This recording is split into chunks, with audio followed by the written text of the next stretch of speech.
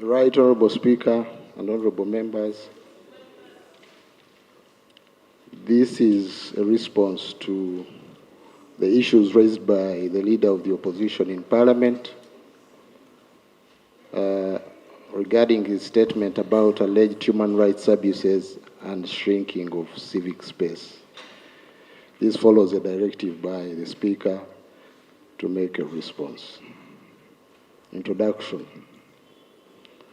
This statement constitutes the response to the issues raised in the statement by the Leader of the Opposition in Parliament titled Human Rights Abuses and Shrinking of Civic Space.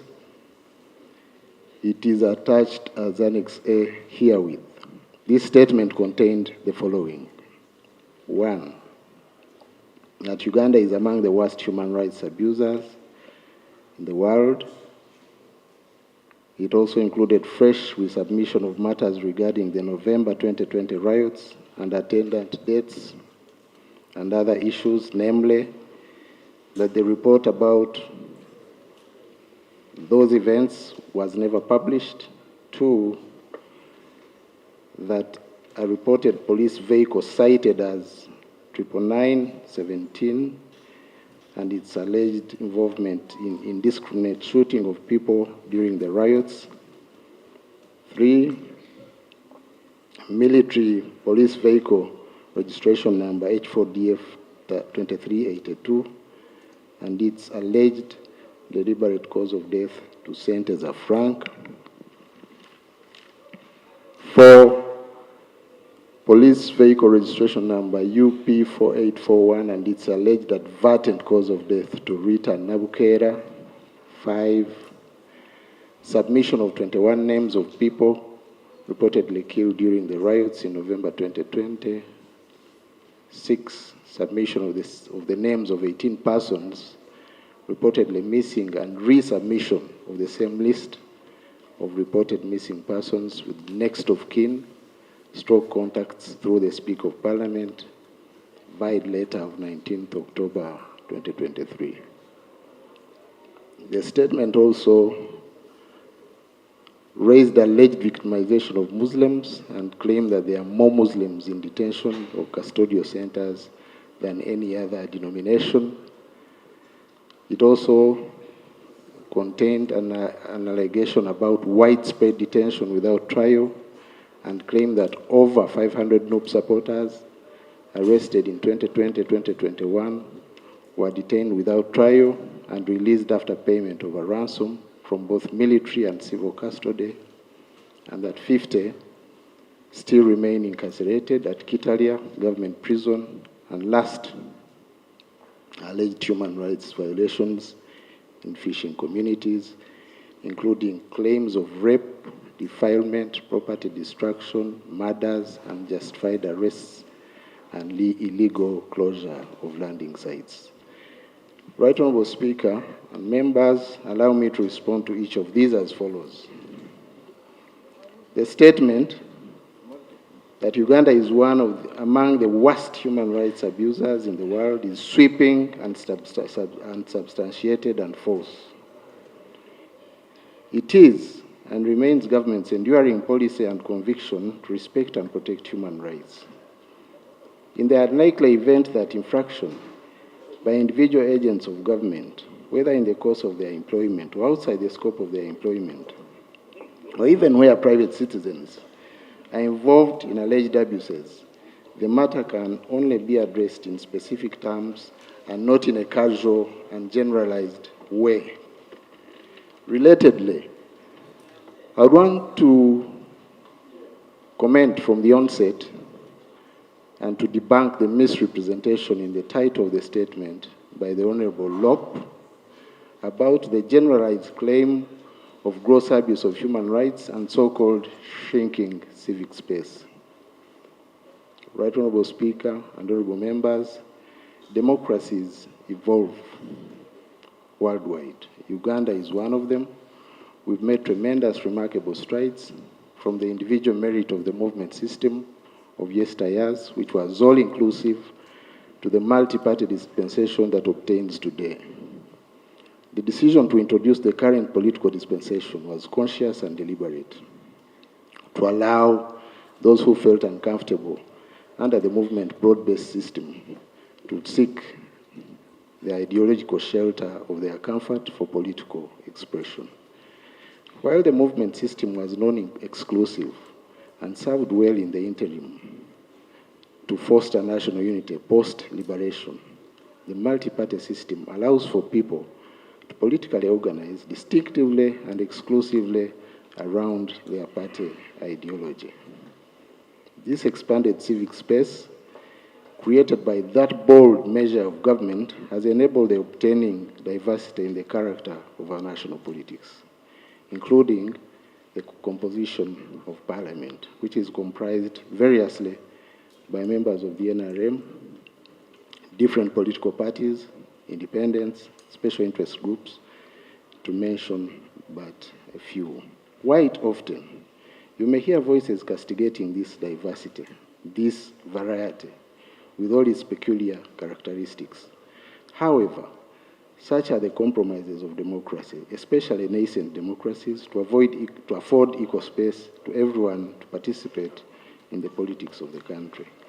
Some costs notwithstanding. Possibilities and opportunities have therefore been opened for everyone, thanks to the government's big tent approach.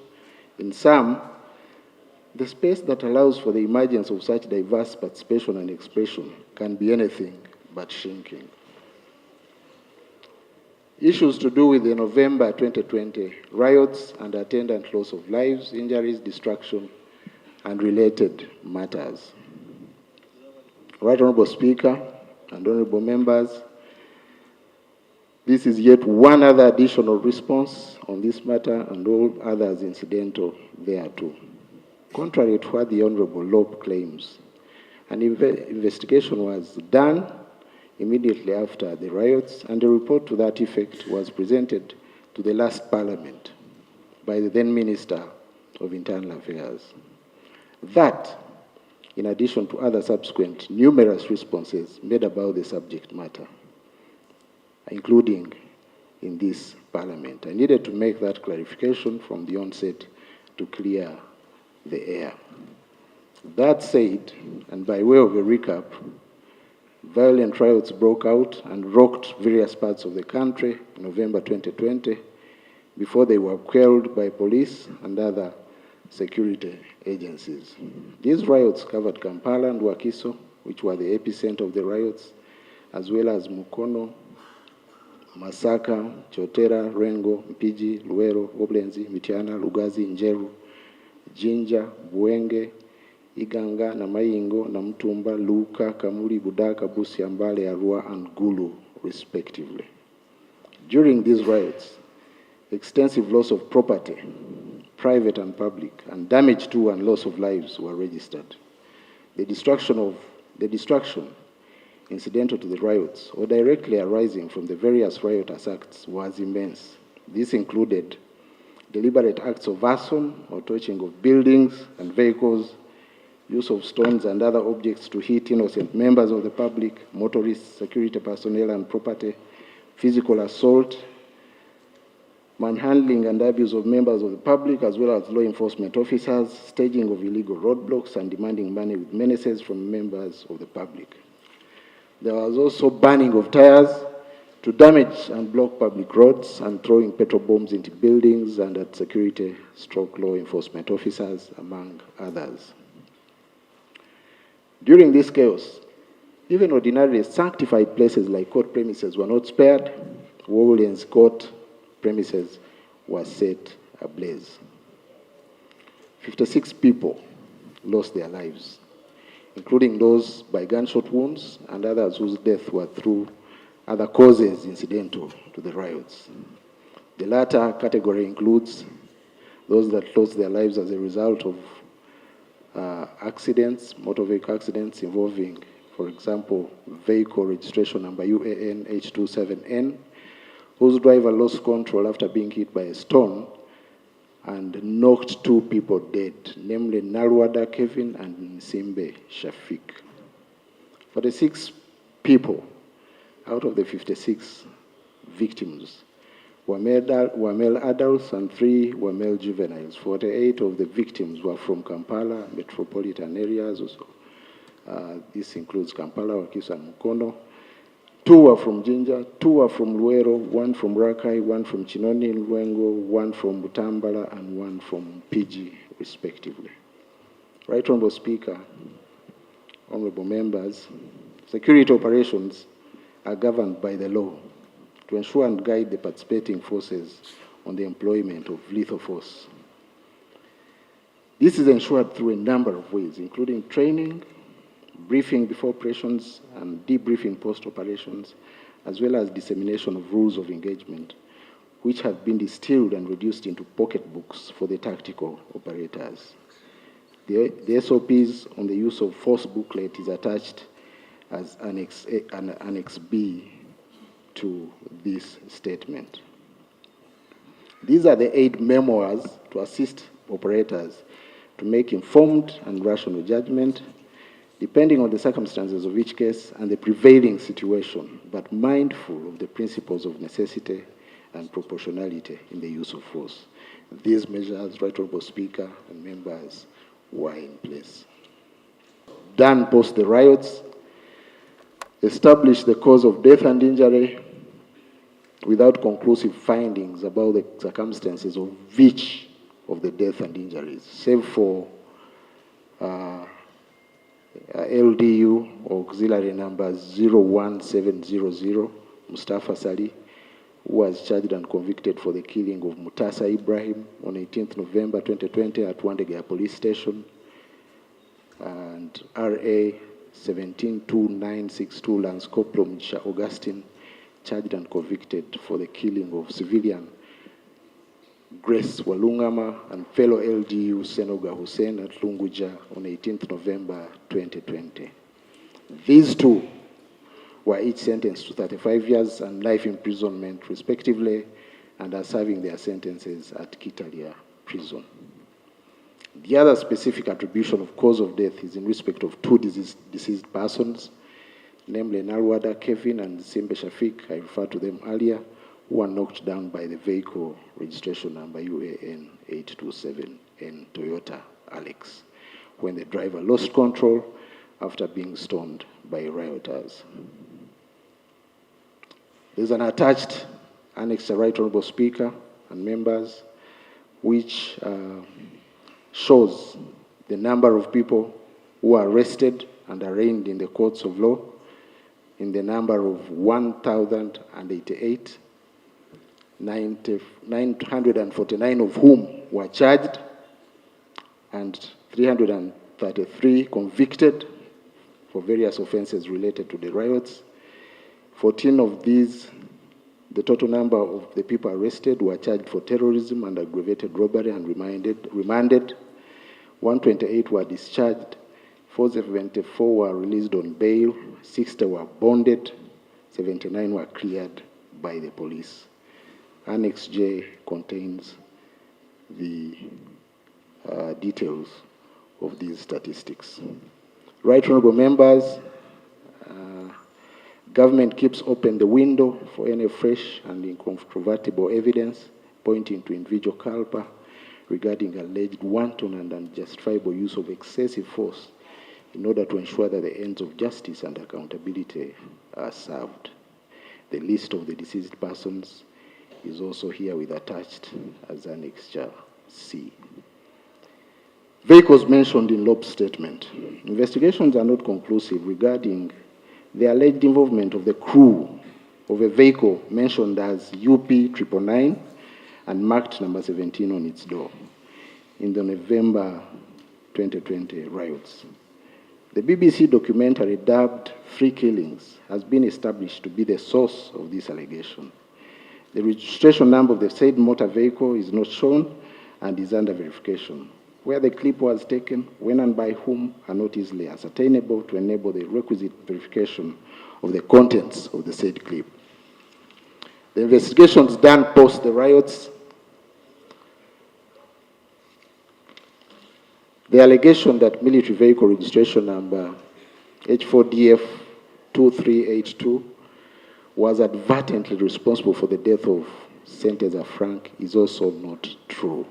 Investigations conducted, reference Natete TAR 90/2020, revealed that the said Sentenza Frank fell off a speeding vehicle number UBH 856T minibus Toyota Hiace used by the NUP supporters during the incident at Busega roundabout, where the deceased, who was reportedly part of the inner detail of the NUP leader Robert Chagulanyi Sentamu, had with others aboard the mentioned minibus vehicle jumped out and encircled their principal's vehicle, which had slowed down for him to wave to the roadside crowds. When the principal's vehicle sped off, all the others except the deceased managed to reboard the moving Toyota Hiace minibus in time.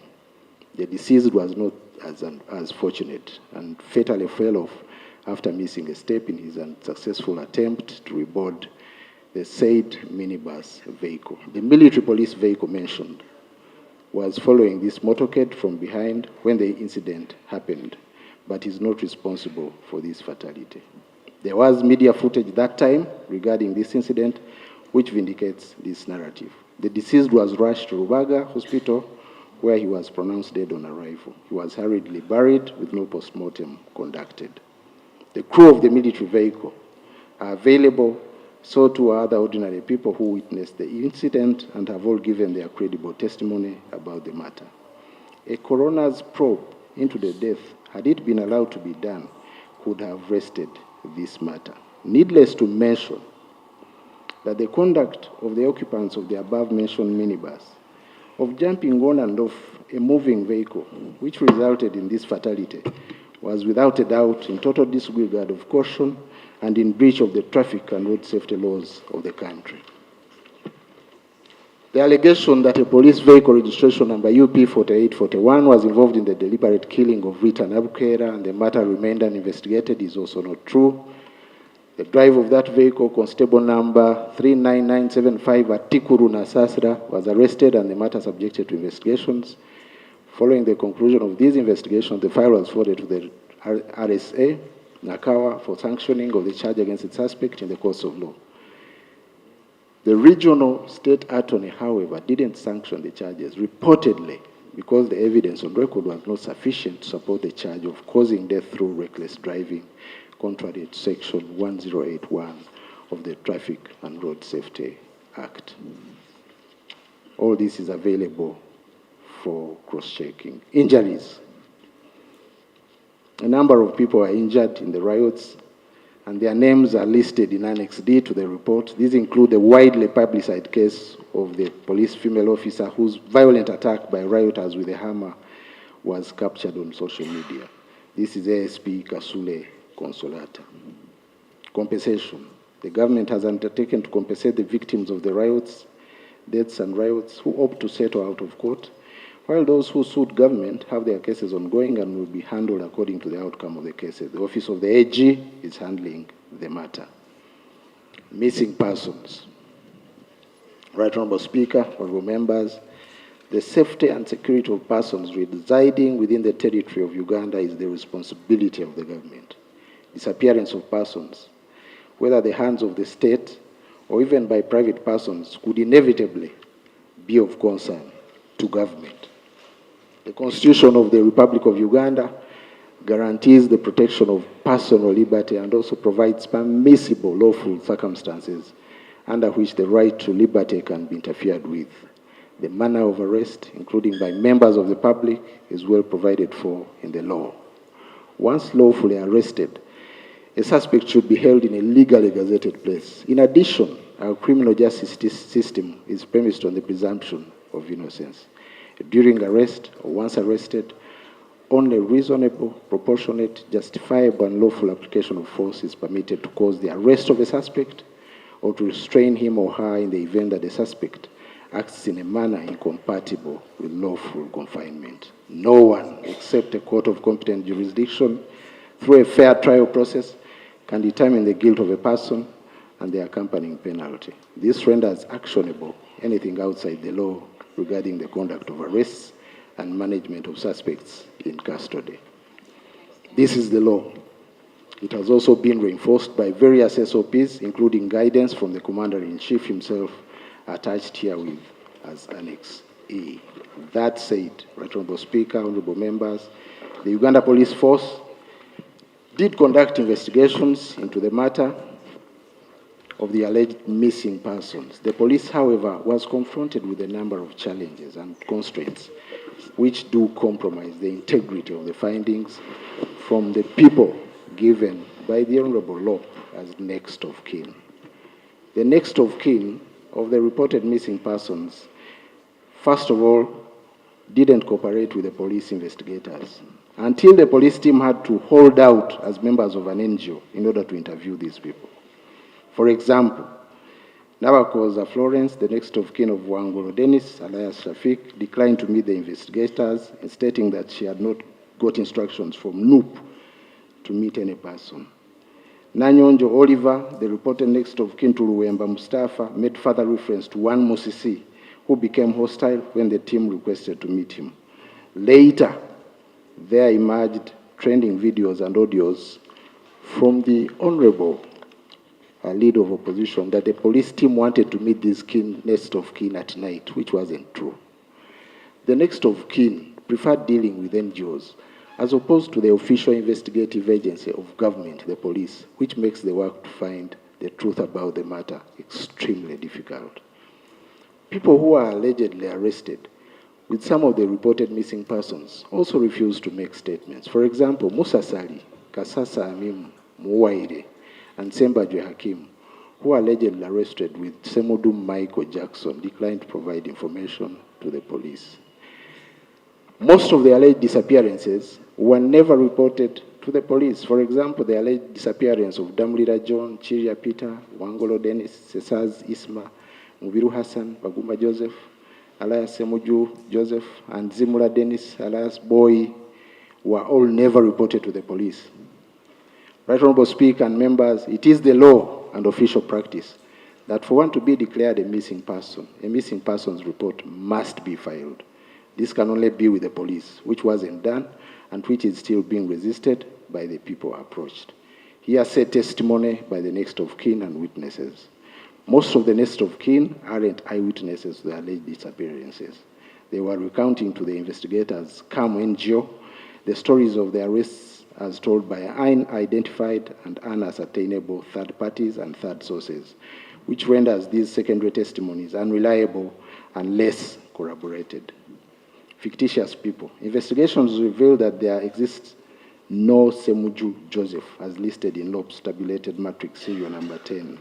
The contacted next of kin insisted that the alleged Semuju Joseph is actually Baguma Joseph, serial number 17, whose alleged disappearance was never reported.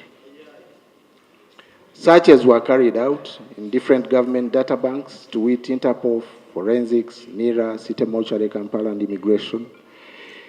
In NIRA records, information of 9 people out of the 18 wasn't available. The data profile lack thereof from the various agencies for the given names is contained in Annex F, and I will refer to each of the names later. Some cases where the leader of opposition attributed an alleged disappearance to security had been reported earlier by the relatives of these people as unwitnessed disappearances. And these include Kasumba George, Kisembo Godfrey, and Kibalama John Bosco. Despite most of the alleged occurrences being reported to have taken in broad daylight, none of the alleged witnesses mentioned the registration number plates of the alleged vehicles involved.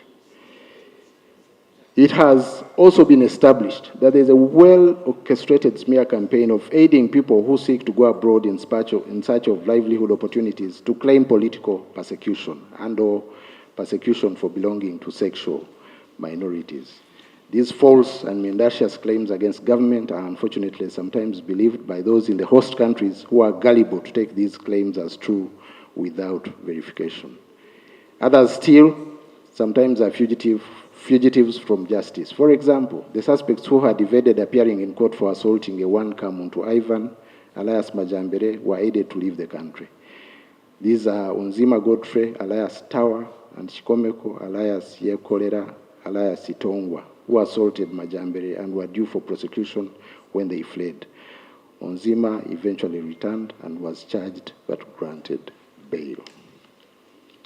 Inconsistencies in the numbers and testimonies in the various claims of reported disappeared persons presented variously to the Human Rights Commission, the Parliamentary Committee on Human Rights, and the latest statement by the opposition, respectively. The respective reports are hereby attached as Annex G1, G2, G3, respectively, for references regarding the inconsistencies. In a nutshell, lack of cooperation and the refusal to report, coupled with the other concerns raised in this response, make it extremely difficult to come to the bottom of the matter of alleged disappeared persons. Right Honourable Speaker, alleged victimization of Muslims and claim that there are more Muslims in detention than the other denominations. Uganda is a secular country. The right to freedom of worship is guaranteed by the Constitution of the Republic of Uganda. The government is and has always been committed to respecting the rights of all people, irrespective of their faith. Participation in crime, in all its manifestations, is an individual choice. Any attempt, therefore, to seek shelter in ethnicity, religion, gender, or political affiliation in order to evade criminal liability is grossly misleading and untenable.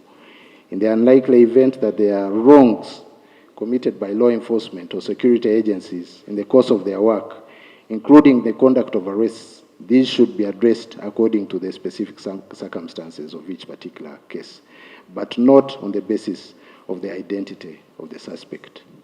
It would be wrong and unlawful for law enforcement to mistreat a Muslim by applying methods that are in contravention of the law, as it would any other person of a different faith, or even those that don't subscribe to any religion at all, for that matter, because the sanctity of human life and attendant rights are common to all, irrespective of identity or social standing, and should be respected and protected as such. The statistics from the Uganda Prison Service as of 30th September 2023 indicates that Muslims constitute only 16.4% of the inmates of all Uganda, in all Uganda's prisons. They fall far behind Catholics, who are 43.1%, and Protestants, who are 29.5% respectively. It is therefore clearly not true that the number of Muslims in prisons is bigger than that of the other denominations, even in relative terms, in terms of population ratio. It is also equally not true, because of these statistics, that the Catholics and Protestants are targeted on account of their faith. The detailed statistics from the Uganda Prison Service are attached as Annex H1, H2, H3, and H4 for reference. Pre-trial detention. The government strives to ensure that only persons charged before competent courts of law are held in prisons, and every suspect has a commitment warrant. Indeed, government is duty-bound to ensure that the persons in custody are lawfully arrested, duly charged, and lawfully remanded in prison. The fate, therefore, after all this due process, lies with the courts of law once they are charged. However, it may be the case sometimes, due to the nature of investigations of some cases, for suspects to be held beyond 48 hours before they are charged. Government is working around the clock. Government is working around the clock to ensure that these issues are sorted and due process is followed. Reforms as well as other pragmatic administrative measures to improve our criminal justice system. And I'm glad as I came here, one such measure was being handled by Parliament. Government acknowledges that in the recent past, the judicial system was bedeviled with pre-trial detention, also partly owing to the limited number of judicial officers and prosecutors. Government has addressed and continues to address this matter through the recruitment of more judicial officers, prosecutor, and state attorneys, and the increase of high court circuits, court of appeal circuits, and the magistrates' courts. Indeed, the independence of the judiciary has also been enhanced by the enactment of the Administration of the Judiciary Act 2020. It is expected that these interventions will bolster the efficient disposal of cases and thereby drastically address the issue of pre-trial detention. In any case, there are also remedies other than suing government, which anyone can invoke within the law presently for those cases of detention beyond the prescribed period before trial. These include the right to invoke the writ of habeas corpus, among others. Alleged human rights violations in fishing communities. Prior to government's strategic decision to deploy UPDF on the waters of Uganda, the fishing industry was on the brink of collapse, and fish processing industries had begun to close. This was attributed to the indiscriminate and unregulated fishing by the fishing community. There has been tremendous improvement in the fishing industry thanks to this intervention by the President of setting up the UPDF task force to deal with irregular fishing. In the course of its work, however, complaints of misconduct by personnel of this unit have sometimes been registered. The UPDF has a code of conduct which, since its inception as NRA, has been integral to the law governing the UPDF. That is the UPDF Act and the NRA statute before it. The UPDF arose out of popular frustration against misrule, including repressive behavior against the population by members of the armed forces. No wonder, in the Constitution of Uganda, the befitting name of choice for the force was UPDF, emphasizing the founding character of the UPDF as a people's force. I want to assure the House that this remains the case, and whoever deviates within the ranks is dealt with according to the law. What I know, and is public, illegal fishing gear, as well as the immature fish, once impounded, are usually publicly disposed of. I wish therefore to report that many of these complaints have been dealt with and the culprits punished. The details of the information about the cases registered and action taken is available with the MOD, Minister of Defense and Veteran Affairs. Alleged political prisoners in custody. Uganda is a democratic country under the multi-party dispensation. The rights to freedom of association and expression are guaranteed under the 1995 Constitution of the Republic of Uganda. It's not a crime to belong to a political party and to lawfully carry out and participate in the activities of political parties. Premised on the above, the government of Uganda doesn't arrest people because of their political inclination. People are arrested and charged for suspicion of commission of crimes that are clearly prescribed under the law. The people reportedly held in custody were charged with various offenses, and the courts will determine their cases. If there are complaints about the conduct of these cases, there are remedies within the law which can be invoked by the complainants. Agencies and institutions of government are not above the law. The General Court Martial's jurisdiction, which is being challenged in NUP's statement, is a lawful court and has jurisdiction over the trial of civilians, where such civilians are charged with offenses of the nature that brings them under the ambit of the jurisdiction of this court. This is the position of the law until the matter of the court's jurisdiction is settled by the Supreme Court, where an appeal about the court's jurisdiction presently lies. The details of the persons under trial at the GCM are in Annex I for reference. In conclusion, Right Honourable Speaker and members, the government of Uganda is committed to the respect, observance, promotion and protection of human rights of all its citizens. It's one of its core values and beliefs. Government has its roots in resistance against misrule, characterized by gross violations of human rights. Therefore, wrongs within its ranks, in the unlikely event that they happen, cannot be systemic. They can only be individual mistakes, which should certainly also be dealt with. It's government's consistent commitment to expose and punish mischief within its ranks, even when sometimes it may take time to do so for a number of unintended reasons and circumstances. Government believes in accountability, believes in the rule of law and compliance with due process. Incidentally, there is no limitation period in our laws as far as criminal liability is concerned. Any fresh and credible information is welcome, provided it is reported officially to the appropriate authorities in order to aid the conduct of formal investigations. The response, Right Honourable Speaker and members, suffices to illustrate that compliance with due process is not mere sloganeering or formality. It is government's founding and enduring philosophy. Last, I would want to remind our colleagues in the opposition that democracy is not just about the exercise of right. It's also about observance of the duties and obligations that accompany those rights. It's about the exercise of civility and leadership, even in instances where we may have divergent perspectives on how to build, grow, and consolidate our democracy.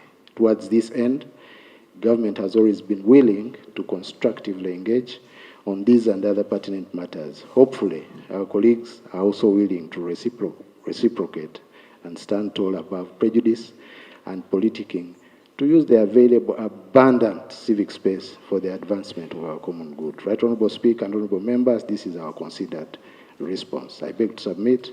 Right Honourable Speaker. Thank you. Thank you so much, Honourable Minister. Honourable members, in the public gallery this afternoon, we have a delegation of student leaders. Keep quiet. Okay, Lord. I will throw you out.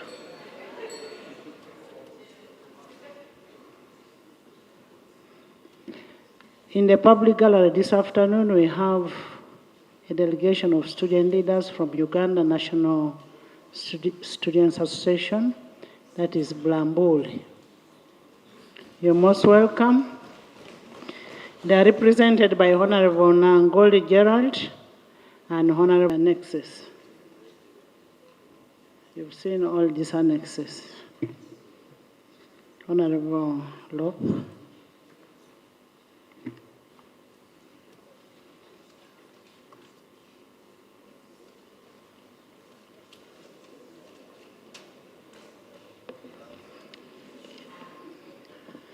Much obliged, Right Honourable Honourable Speaker. members, just a polite warning.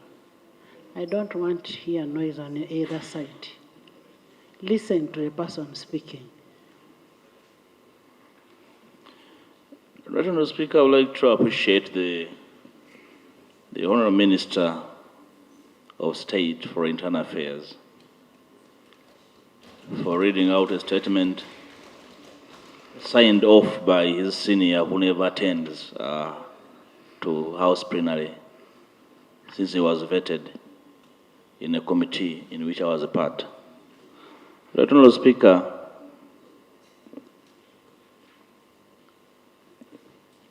Leon Tolstoy was a philosopher, political philosopher from the 19th century, and had this to say: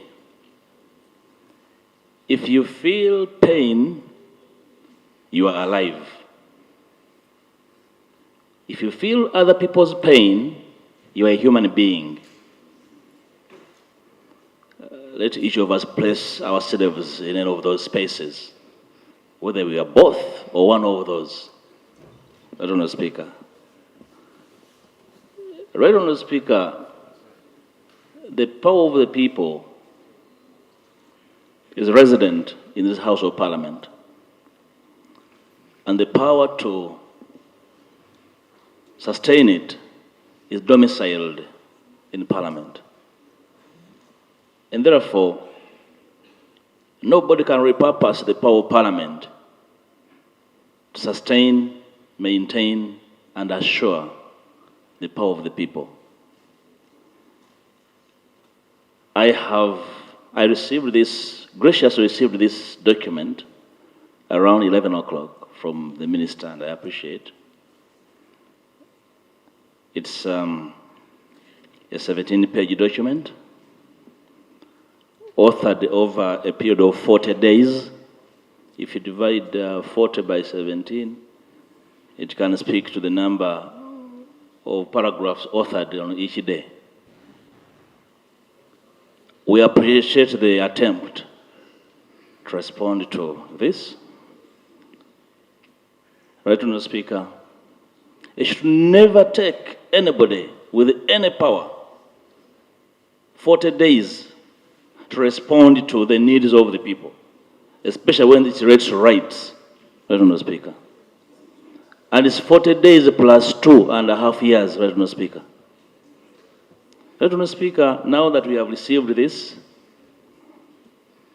I would like to ask of your indulgence to allow me and my team to make a rejoinder to this statement. And this rejoinder will place each one of us in the philosophy of Leon, whether we are actually alive or indeed we are humans. Honourable Speaker, I don't need 40 days. I'll be back on Tuesday to make a rejoinder, Honourable Speaker. And in that rejoinder, I'll make very particularized prayers for which this House of Parliament will be on taste. I'm glad I'm here, Honourable Speaker, that I have learned new phrases and new words such as unwitnessed disappearance.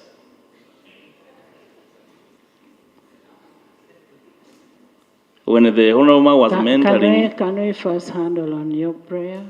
Honourable Speaker, I so pray that the prayer is finds your consideration, that we make a rejoinder, so that we can make good sense out of this 17-page document authored across 40 days. I give it to pray. Thank you.